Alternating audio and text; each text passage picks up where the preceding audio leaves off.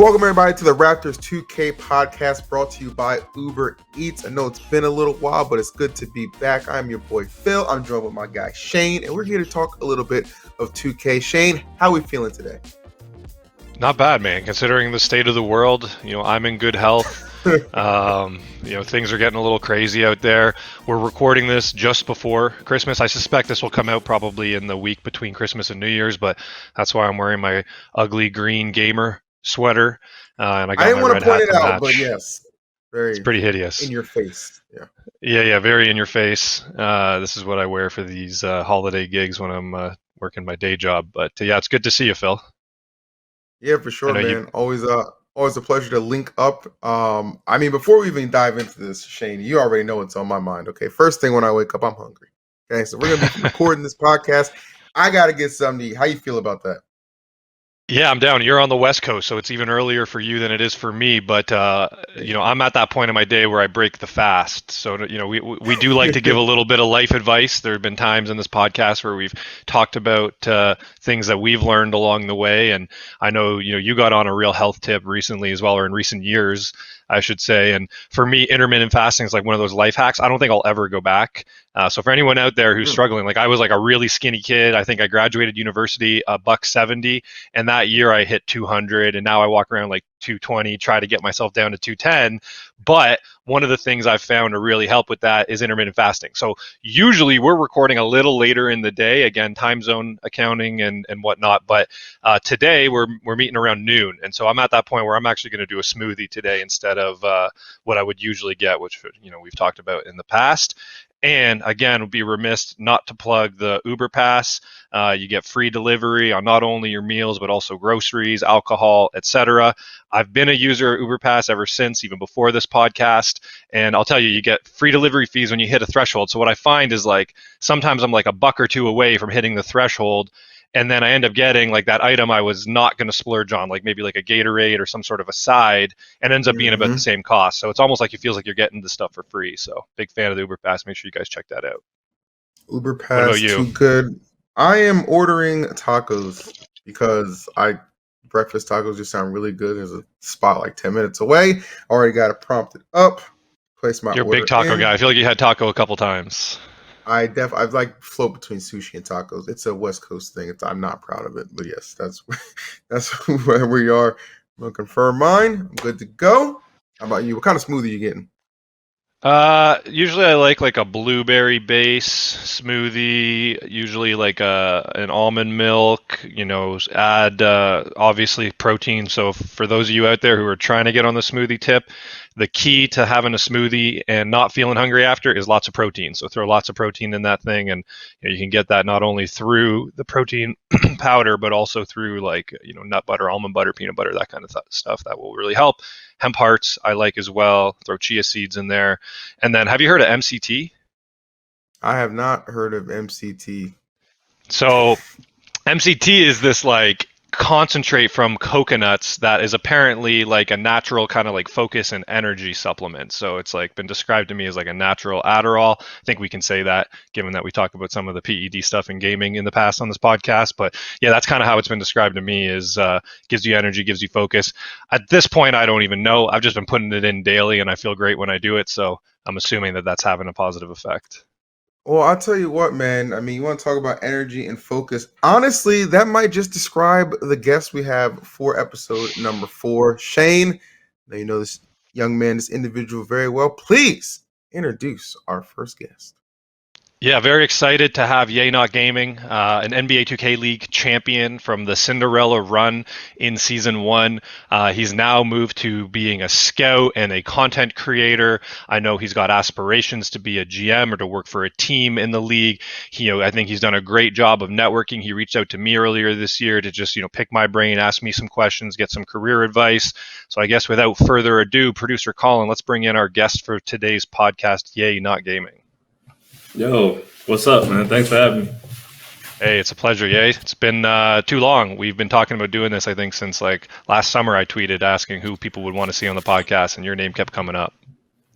Yeah, man, I kind of forgot about it, to be honest. I was like, man, Shane forgot about me, but I'm glad you're able to reach out. No, You're not at not. all. Phil will You're not attest. It Ferrari. takes a little while for us to get this thing organized. We hit a couple road Yes. bumps here and there, but we're up and running now. I think this is episode 4 or 5 at this point, so we're starting to roll. Episode 4, Shane. I'm on the There we go. money. That's I'm why on we pay top of him. it. Don't worry about it. Episode number 4. Yay! First of all, brother, good to see you. I've not spoken to you in quite some time, but I see you're very active on your socials, so that tells me obviously you're still very engaged in the game community, 2K League community, stuff like that. As of recent, though, I mean, Shane always brings it up. He mentions a good point. State of the world's kind of crazy right now, and you're in New York. What have you been up to as of late? Actually in Indianapolis right now. Right now, Oh, you're in Indianapolis. Yeah, I'm in Indianapolis. Oh, dang. My geography sucks. Go ahead. I'm all over the place. It's all good. But currently, doing business development with Salesforce at the moment. This is my second month in working there, and at the same time, still plugging into these combine games that I've been running last week, along with a lot of pro-am. And about a month ago, I was in a tournament in LA for $10,000. It came up short in the championship game, so I'm still playing too. Nice. That's great. Well, I know I came up in tech startups, so I know Salesforce very well. Good for you. That's a good sales culture. You develop some strong sales skills in that company, no doubt about it. That's awesome. Well, yeah, I know you always keep a finger on the pulse of what's going on in the 2K community. There's been a lot going on. You've been paying attention to the combine. What's your kind of analysis of this year's draft pool? One of the big things that I kind of saw going into it, I think the lockdown position is really strong going into this year. I think if you, even if you draft the 8th or 9th best guy on the list, I think you're still in a good spot as an organization. Just going to be going up. It's going to come up to a fit at this point because there's going to be good locks early and late in the draft. I think the questionable thing is which point guards are actually going to be good on the league build. I think Greens has a really good shot at being really good. Same thing with Cooks, and we saw him last year. But after that, it's kind of like who's going to take the risk on who. There's no clear cut person who looks like they're going to be a star in the league, and that might be a hot take. It's just how I look at the game right now, especially after the patch. I mean, so that's putting it very professional, which of course I respect. Are you just saying there's a couple bums? Is that what you're saying? No, just keep it real with me. Are there some bums with some question marks next to their names? Is that what you're telling me? I wouldn't say no bums. It's just I don't think it's not a ton of star power at the point guard position. In my opinion, I think in the draft they'll go early just because there's going to be a need for some of those teams. But there's only going to be like 5 or 6 teams who really need a point guard. But I think a lot of the star power is going to be coming from the 2 spot in the lockdown position from this draft pool. And then we still got some guys who coming in from the last season who are unretained. They're still trying to get back. Guys in like BP who kind of faked the retirement, but I think he still want to get drafted. And I think that would be a better pick than some of these newer guys we're hearing of. Speaking of BP, break and trade out of Atlanta yesterday. So Hotshot is moving on from Miami. I think he was one of the last stalwarts on his first season 1 team, just like Kenny got work. We talked about that last podcast, and I don't know how many of that leaves on their season 1 teams. But what do you think about that trade? I kind of heard rumors about it a couple months ago. I thought it wasn't going to go after a while. I was like, oh, maybe it was just a fake rumor, but it got out there. It's good to see like the Hotshot getting a change of scenery. He was over there for 4 years, had a finals appearance, had a big run season 1. And then I think with the way Heat Check's been going the last few years, I think they just wanted to change the scenery in terms of like the players, maybe to build a team around Saf at this point. I don't mind the pick. Now I'm kind of trying to understand like how the dynamic of that Atlanta squad is going to look like. Getting Milo as a coach was a great move for the organization. Congrats to Wes for getting the promotion.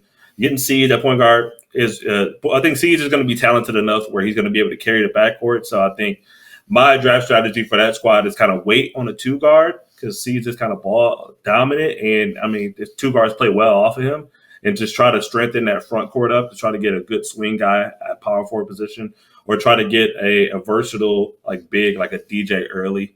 As early as they can, maybe at 24 or 25, whatever pick they have, just to strengthen that defense up and then try to get a guard late. And there's going to be decent guards available at 43. I think that's what their last pick is.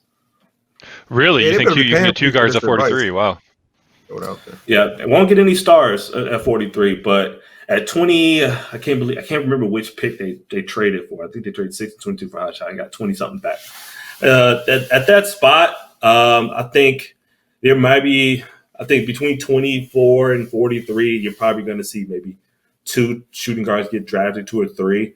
So, I mean, and there's not that big of a gap between. There's a big gap between like the top 4 and then there's everybody else. And I think how talented C's is, he'll be able to get you 25 points out of the backcourt. You just need a guy to get you 12, hit his open shots, and maybe get you 15 in tough games. And then just strengthen up the front court. Because first team to 60 wins, I'm like, you got Hot Shot who can mash in a mash-dominant game. So he's going to give you some points underneath the basket. Swan is underrated lockdown. He needs more credit than he deserves. So I think if you just get a 2-guard at 43, you'll get some decent picks there. A-Rooks, I think, is going to be on the board there. You might have one of those guys who slip, who they're just kind of missing, like maybe a Trey Dallas slips there. And you're going to have some good names there at 43. That's interesting. Not to change gears because I want to get back to looking ahead, but you mentioned the Heat in the finals in season 1. So for anyone who wasn't paying attention to the league back then, we had a bit of a Cinderella run. This is the Raptors 2K podcast, so I always insert a little bit of 2K Raptors history and propaganda. But no, we had a kind of a run in season 1 where we started off at the bottom of the league, couldn't get a win, and then just won out, and it was a much shorter season back then, and people may remember it was like best of ones, and we also didn't even have a league build to practice on back home at the facility, so it was literally like inter team 3v3s with 4 AI on the court, so it was pretty janky, but we would show up to that studio and we were just on this run slowly climbing up, and I would just remember being like, it was such a crapshoot. We really had no idea how good we were or weren't. Now in between league games, we're playing dozens of scrimmages against other league teams, so you have a much stronger sense, and still there are nuances to playing in official matches that just vary, so it's like you don't always feel exactly like you feel in practice. But I felt like we were going to be the Cinderella story, bottom of the league, finished in the 4th seed, I think inarguably the hottest team heading into the playoffs. I mean, you could talk about that game and whether or not you guys tried to specifically pick your opponent in the first round of the playoffs, but I think there was definitely some consensus that people were ducking us in the first round. And then, inevitably we played the Cavs, and again, just wrap up our history, and then I want to hear from you what it was like going on that run, with New York.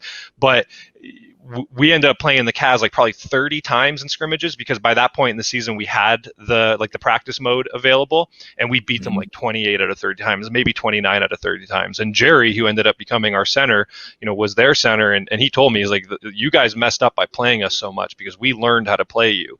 And so sure enough, it was a best of 1 opening round of the playoffs against a team we had been mopping the floor with in scrimmages, and they got us and knocked us out and ended our Cinderella run. So this vision that I had, and we were telling the story through Northcote, I'm like, this is going to be like the best esports documentary, we're going to win a championship, etc.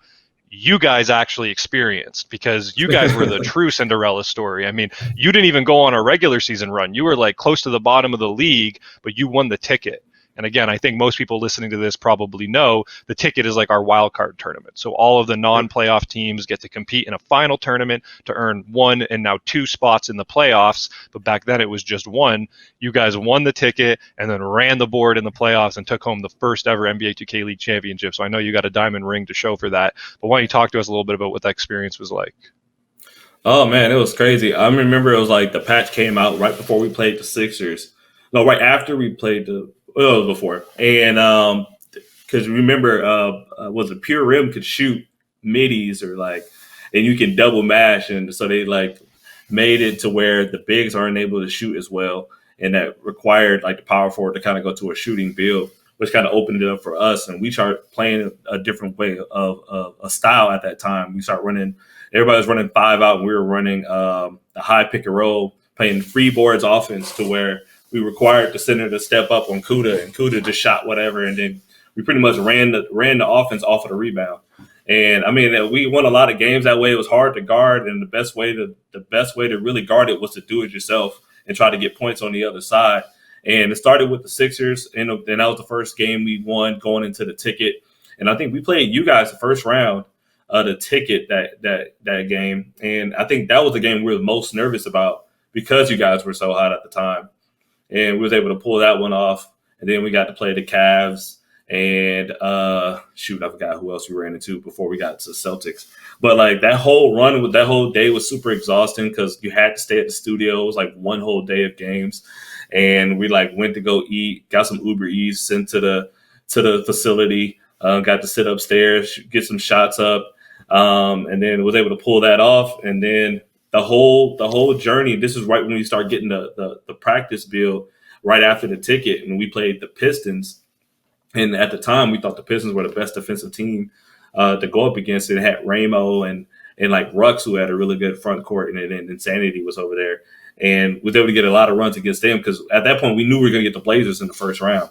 So, and the Blazers wanted us too. So they beat up on us a lot of times. They beat up on a lot of the league that year. And we were able to beat them in the first round. And then after we beat them, that's when we kind of knew we had a really good shot at winning this whole thing. And we ran into a lot of trouble against the Cavs. All three games were within like the last possession. Goofy got a game-saving block, and then I think game 3 we had like a go-ahead bucket with like maybe 30 seconds left, and then got a stop on the other end. So, and then the finals was the Heat was just stopping hot shot, and Nate played out of his mind on defense. We hit some big shots down the road and was able to run away with the sweep there. And then you really don't get time to really think about it until it's all sat and done. And then you look back on how crazy a run it is, because all we thought was like the journey's not over. It's not over. And then once it's over and you get the ring, it's like, man, that was really exhausting. But I mean, we're very proud of everybody on that team. Hopefully a 30 for 30 comes out in the next 10 years, or they do like a Marvel movie or something. So I'll make sure to try to get you guys some parts. I always wondered about that run, because like, yeah, you guys were like exceptionally good. Was the patch like that big of a deal, or did you just get on the same page at some point? Because like a lot of people, like I heard like a lot of back and forth between like, oh, it was like strictly the patch that carried them to it, or like, I mean, the patch helped, but mostly they just kind of got their ish together. Like, what was like the main ingredient to that run? I think it was really just with Kuda going to the sharp shot, and nobody was on that build. Everybody was running the playmaking shot creator, or running like if you were on a shot creator or the sharp shot creator, you're running 5 out. So we were like the only ones running that type of style, and nobody really practiced against it, and then nobody really knew how to guard it. They either had a center who was not trying to step up, and Kuda went off at 30, or the center stepped up, and Goofy was such a good rebounder that whoever was down there, it just didn't matter. And Goofy was able to get 15 boards and 20 points. So it was like you pick your poison. And I think and it was hard for teams like the Blazers, who were used to playing a style of defense and being very dominant with Mama, thinking Mama was just going to outscore us. So it just didn't work out that way. And on defense is also changed because we threw Nate on the pick and roll, and he was on a 6'9" like sharp rim or something like that at the time, which was crazy to put on a pick and roll on that type of build on 2K18. And we were able to get stops too. So we were getting boards on both sides of the ball and scoring the ball. So everybody has their opinion, like there was CUDA sliders, or there was there's CUDA sliders, and there's their patch made and all this stuff. I was like, you still got to beat us on the stage. So they didn't get it done. Yeah.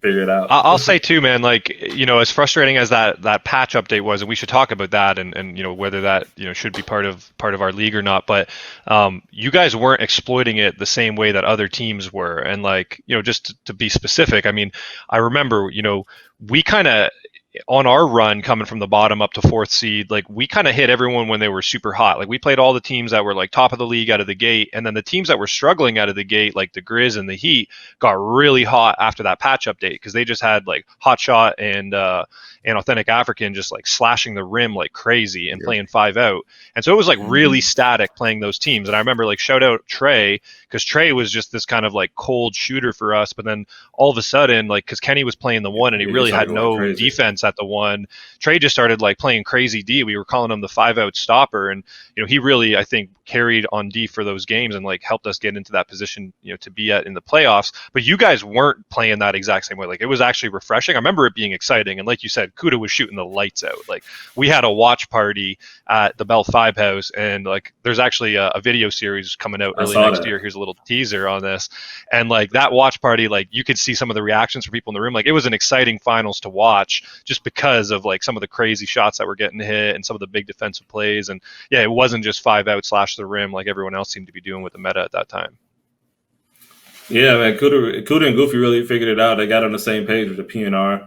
And on defense, Nate did like an ungodly amount of film. It was sickening how much film did he watch. And they probably talk about how much like awkward and Dayfar watches film. I was like, man, you don't understand how Nate was that week at the championship game. It was crazy. I couldn't get him out the room. And he got a lot of big stops down the stretch of that series. And he played great defense throughout the entire series. I think the only person that we really, really struggled with was Hood, because they were running a similar offense as we were. And he was forcing Goofy out. And it was really a boards match, a board fight between Sick and Goofy. If you watched back the first game, Sick out-rebounded our entire team. And nobody else on the floor got a rebound but him. I mean, nobody else on the floor got a rebound and him on his team. And then I think he finished like 22 boards and we finished like 20 as a team. It was nuts. And they ran the exact same thing as us. But other than that, it was just pretty much the Nate Stop show. And he watched so much film against Hot Shot that going into the game, we were really comfortable with how it was going to turn out. And we ended up sweeping. Didn't he win finals MVP, Nate? Yeah, he got finals MVP, yep. That's what it takes. For good reason. That dude's different. Let that be a lesson to all the aspiring pros out there. Film. I mean, we try to motivate our guys. Like I always like it's 4 or 5 heading into our 5th season now. Like it's crazy to see how hard people work to get into the league, how committed they are to this game when they're not getting paid for it to get in, and then the amount of complacency that you can experience once they're here. It's like I try to tell them, like, guys, this is like it's like you're going to summer camp. Like this is like 4 or 5 months, and then it's over in the blink of an eye. And while you're here, like if you're not watching film, if you're not putting yourself in like the position to do everything you can to win, it just seems like a crazy lack of focus and priorities, because there's money to be won. Literally heading into every tournament, doesn't matter how hot or not hot your team is, like every tournament there's money to be won. And I think one of the things that we've obviously seen is that with it being such a short season, like just because you get out of the gate slow doesn't necessarily mean that your team can't win a tournament, right? Like we've seen that happen every season where teams who did not look good at early points in the season end up going on runs, winning tournaments, winning some money. So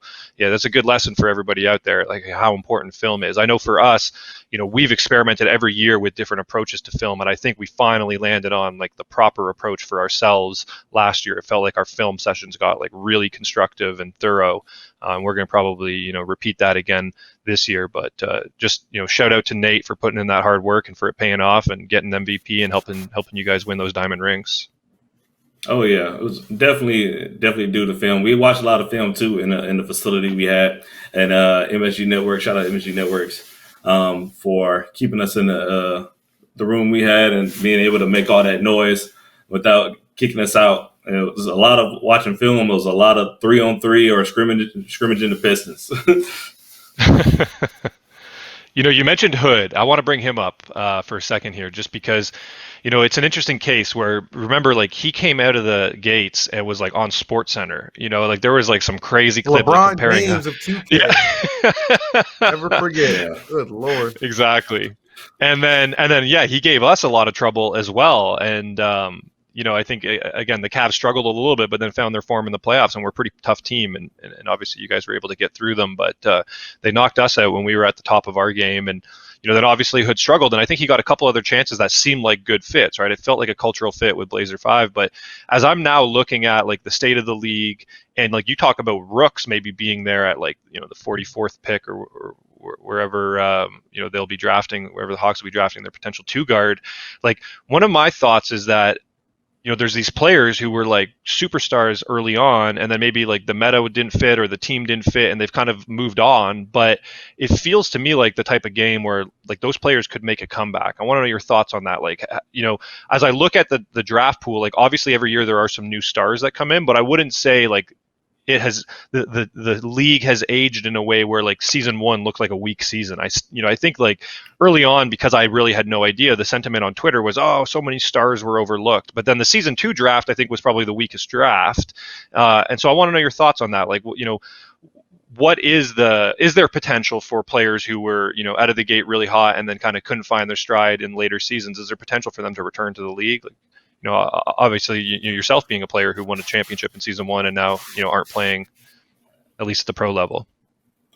Yeah, I think with this season coming up, there's a couple people that kind of like fell out of the limelight of being like really referenced as a star to kind of make a good case for themselves. I think Goofy being one of them. Goofy has historically been a decent rebounder. Only thing he kind of has to improve on is on the defensive end, but with it being a match dominant game, he communicates really well and he's very motivated. So this could be one of the seasons, depending where he goes, that he can be able to mash his way and get rebounds the way how he looked in season 1. It depends on what team he's going to go to. Another player, like I said before, I think Rooks. I think this is one of his type of games where he can be able to dribble and shoot. I think with him, I think it just might have came down to fit. They had a lot of moving pieces. Getting Reg in Milwaukee, who's kind of a ball dominant guy, kind of restricted some touches for him. And then going to Philly was kind of more the same with Dre being a more dominant guy and not really known for getting their 2 guards involved. So if he plays with another player who can at least get him some looks or an organization that's going to get him some buckets on his own to either go off the bounce or get him on the decks, like he did back in season 2. I think that was his best season. And then you're going to see a big rise out of him too as well. It's a few guys on the marquee that are like that. It's like Cali Rack can kind of make a comeback if someone wants to take a chance on him. And even Nate Call, like we were talking about before, he's still really good at playing lockdown. I saw him play with Island Game with Chalk earlier in the year. And he's still the communicative guy that he's always been. He still watches film. I don't think anything changes, still knocked down from out of the corners. I think as a community, we always try to promote new guys over older guys. We always want to see like I'm not putting me under this, but like I'm putting as a community that likes to see like older guys get, wished out of the league and get these newer guys in, because it kind of motivates the people who are trying to get in. So I understand why they do that, but some of these guys still can hoop, and I think Nate Call's one of them too. I never sleep on like the old guard, because I mean, this just like experience means so much. I think, especially in like something like the 2K league. So especially like some of these guys who never even really got the chance to still play on stage, just given everything that's happened. So I obviously I support the new cats too, but man, I want to see them veterans out there, man. Like yourself, JT. You know what I'm saying? Like see these guys, still balling up, practicing, and getting back in the league. Because to me, like season 1 and 2, those are the seasons I worked, had like the best personalities. Like to me, it wasn't even close. You know what I'm saying? So that's a big selling thing to me too, is the personalities. And that's what I'd like to see more of going into the next season, season 5. It's funny you say that, because as Ye was just saying, I think Kalirac has another turn, in him. It's like I don't even really think that much about Kalirac when I think NBA 2K League, and it's because of the remote seasons we've had since season 1 and 2. Like I really feel like I know all the players, the personalities, the storylines from season 1 and 2 so much better because we were on LAN. Yeah. And we didn't acknowledge this at the top of the pod, but probably the biggest news out of the 2K League recently, and I guess the reason why it wasn't top of mind for me is because I've been aware for a couple of months, but it just became public, is the league is significantly overhauling the structure this year. And so that's probably the next topic we need to dive into. I personally am a huge fan. I have some more information that is not necessarily public yet that I think helps reinforce for me why this is the right direction for the league to go. But just at a really high level, the league is introducing 3v3. So we're going to have both a 5v5 series as well as a 3v3 series sort of running in parallel. There's something really cool about the 3v3 I want to get your thoughts on, especially you, Phil. But the 5v5, we're also moving away from a regular season. And it's funny because this was framed as like a huge structural change. And I think some of the initial reactions were, that's crazy. How can we not have a regular season? But instead, what they're doing is they're extending the qualifying, periods for those tournaments. So the tournaments we've always had, the tip-off, the turn, the ticket, are basically the structure now of the 5v5 before we head into the playoffs. But normally where we'd have like 1 day of qualifiers for each team, you play like a small group stage before the playoffs. Now you have like an extended qualifying period before each of those tournaments. And if you look at the structure of the league previously, there was really only a few weeks of gameplay in between tournaments, and we would actually reseed based on the games since the prior tournament heading into the next. So it really kind of was like a qualifying period for those tournaments, but there'd be like an imbalanced number of games played. Like I remember one time we had like a back-to-back bye week because there was a league bye week as well as our bye week in between tournaments. So we played like two games between tournaments. So to me, it's like it's increasing the stakes of the games. It's balancing the number of games everyone plays in between tournaments. I really, really like that structural change for 5v5. And then the 3v3 side of things is just super exciting to me because, I mean, we've known from the beginning that like the 3v3 park players on YouTube and Twitch, like they command the biggest audiences, right? And, they're such big influencers that they don't need the like salary and they don't want the restrictions, I would imagine, of playing for an NBA 2K League team. But 3v3 now has an open bracket. So I'm hoping with a significant amount of prize money on the line, and we've all seen it's like 2.5 million across the whole season next year. So can't share how that's being carved up, but it's a lot of money. I'm hoping that attracts some of those big YouTubers and live streamers who may do very, very well and win a lot of money, may help prove how good our guys are. Either way, I think it's like a net win for everybody in the 2K League. I want to get your thoughts on that. I think definitely because we're going to see some more big names. I would like to think like maybe like Hank the Tank come out or Ticino come out, and or even like guys like Annoying, like kind of like the OGs in the content game, running 3v3, start to play against these guys. And we're going to see a lot more stars start to get more love from the park community. And I think it's going to start with the point guards and the lockdowns, of course. So we're going to see like maybe some 3v3 guys who are really good lockdowns who should be playing Pro-Am, and they're going to start recruiting those guys, and maybe vice versa. Maybe Awkward's going to go be a park guy from now on. So I want to see how that whole thing turns out, but it's definitely a different style of game.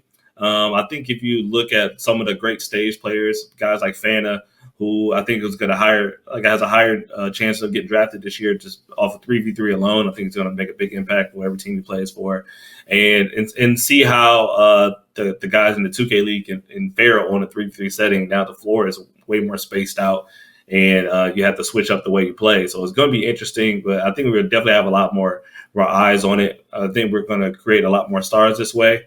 And then 5v5 has always been entertaining for me, and maybe it will attract some of those 3v3 guys to watch 5v5 too as well.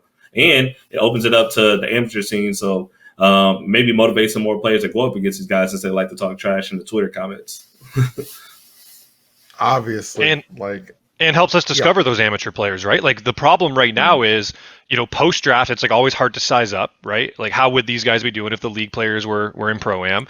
In the off season, it's like only so many league players actually play in Pro-Am, and the less discovered players are competing with weaker teammates. So now we have this like open bracket where we get to see them run the floor and then actually get to face off against 2K League pros. So even if you're not on a team that can hang, I think your individual performance will be able to shine through. And I mean, like we've been identifying players even through Scout the North for like years now, where we know that these guys can play, and they just basically need their shot. And so that's going to be a huge stage for them to do that on. But Phil, do you think that this is going to be appealing for those YouTubers and content creators? I know you come from that world. Like, is this enough? Is a huge prize pool, and is the content and their ability to stream their own games? Like, do you think this is actually going to get the Annoyings of the community involved? Yeah, 100%. And it simply comes down to, one, it's just a free avenue for content, and two, considering a lot of these guys are actually really good, they can win some money. Like that's the whole reason you make content, you go live, is to accumulate and make some cash. So why not do it in a competitive setting, which just by nature draws in more attention than just playing casually, right? People always streaming their wager games and stuff like that. So I think this is the right move. Like I am a fan of the traditional seasonal structure that we've had, but I understand, like, for growth purposes, this is a great way to not only give people, incentive to feel like, oh, I have an opportunity to, like, make an impact and get my name out there, but to get those big names to, like, legitimately, like, talk about the league, participate in the league. And it's overall the best route to take growth wise. You know what I'm saying? Because I remember working, like season 1 or 2, and, somebody be like, oh, we're going to have, so-and-so come on the desk and sit with you. I'm like, cool. What is this accomplishing? That's literally what I would literally be like, okay, cool. What is this actually accomplishing? But this way you have them legitimately, like, on their own platforms, broadcasting it out. People can, easily find out, oh, what is this tournament? Where is it taking place? And that's, what really counts. Like, use their influence to actually help the league grow further. So this is the right it's approach. a real influencer strategy. It's not just, hey, let's pay for a cameo on the desk, which isn't going to move the needle in any meaningful way, but like let's actually get their fans to watch them compete in 2K League gameplay. And if Kenny and the boys beat some OG or some big content creator, and then now their fans are aware of us, even if it's because they hate us, I don't care, as long as they're aware of us, right? Maybe they'll root for us. Maybe we beat them in entertaining fashion, and then they come to our channel and then they see some content. They're like, oh, the behind the scenes of this guy's story is really cool. I'm now a fan of that person. But the other thing that's been on my mind is just how important it is for the pro scene to mimic what the retail consumers are playing on, right? And I think that rings true across like every game. So, we have some stats on just the number of 3v3 games that are played in 2K versus the number of 5v5 games, and it makes a lot of sense to me. I'll use an analogy. So right now I'm playing Warzone, and it's kind of in this weird meta state where it's like Vanguard's out, and like when Warzone, the new map dropped, they tried to force everyone onto Vanguard by making that kind of like the primary mode where you can play solos, duos, trios, or quads, and then the old loadout meta, you could only play quads. And now it's kind of flipped and it's going back and forth, and so it's hard to figure out. But I really started just playing the Vanguard version, assuming this is where they want us to be and this is what they're going to focus on, and so I might as well learn it and level up some of these loadouts. And then I'm watching streams, and some of my favorite streamers are playing on the old loadouts. And even just that disconnect, the old vehicles, the old loadouts, et cetera, even just that disconnect, it kind of like turned me off. I'm like, oh man, I kind of want to watch guys playing on the meta that I'm playing on. And it's like a really subtle little difference. So imagine you're like a park player, a 3v3 player, but the pro scene is all 5v5. Like, I could very well understand why that would be harder to relate to and to want to watch. So I'm really bullish that this pivot into 3v3 is going to help. Yeah, I'm like cautiously optimistic, as you said, that if some people become fans of our players and our teams through 3v3, then when we're playing in those high stakes 5v5 tournaments, they'll tune in to watch. But ultimately, I think this 3v3 pivot is probably one of the most significant strategic changes that the league has made so far. Definitely. I'll have to ask you a question, Shane. So say if it's a future sex in terms of like the 3v3 tournament is going to get more views than the 5v5, and it looks like significantly more, like 3v3, everybody's tuning in, and then 5v5, not as much. Do you think that the 2K League will completely pivot into the 3v3? Listen, I don't represent the league when I say this, and I don't have any inside information that would suggest that that is the case. But yeah, I mean, my instincts are like that just makes sense to me, to be honest, right? I think there's a lot of reasons why 3v3 would be a smart pivot for the league to make, one of which is, as we know, we're just building this thing, right? And it's growing, and sponsors are there because it's like really safe, gaming and esports content. It's run by the world's best league operator in the NBA. And so all those things are great. But we really do need to increase the viewership, and until then, we're funding this, right? It's an investment in a future asset, and I think one of the things that's starting to come up more and more is player salaries, right? Like Dave Fry mentioned it, like guys who've been in the league 4 years. I mean, we'd love to keep those players as they age and as their demands on their lives, increase, and they need to be able to earn more. And of course, Dave Fry being a champion and winning all those tournaments, he's bringing in a good income from the prize money. But for those other players who don't win prize money throughout the season, I think obviously 3v3 would allow us to pay the players better. I think there's a lot of things that 3v3 would unlock, in addition to the fact that there are just more retail consumers playing that version of the game, which will hopefully help the needle upwards in terms of audience. But I think particularly there's a lot of good reasons why 3v3 would make sense. Even though as a purist, I'm a huge fan of like the 5v5 gameplay. I think there's a lot of beauty to it. Like one of my challenges is, thinking about the long-term state of the game, like, can you really imagine a world where there's like all these kids running home from school to play, 5-on-5 pro-am, and the one dude's playing power forward, and like it's not for $1 million of prize money, and like he's just kind of standing in the corner all afternoon, like, waiting for his shots. Like, it just doesn't seem like the funnest thing for kids to do at home. Whereas 3v3, everyone's involved in the game no matter what, right? So, yeah, I just struggle with the scalability of 5-on-5 from like a retail perspective. That's true.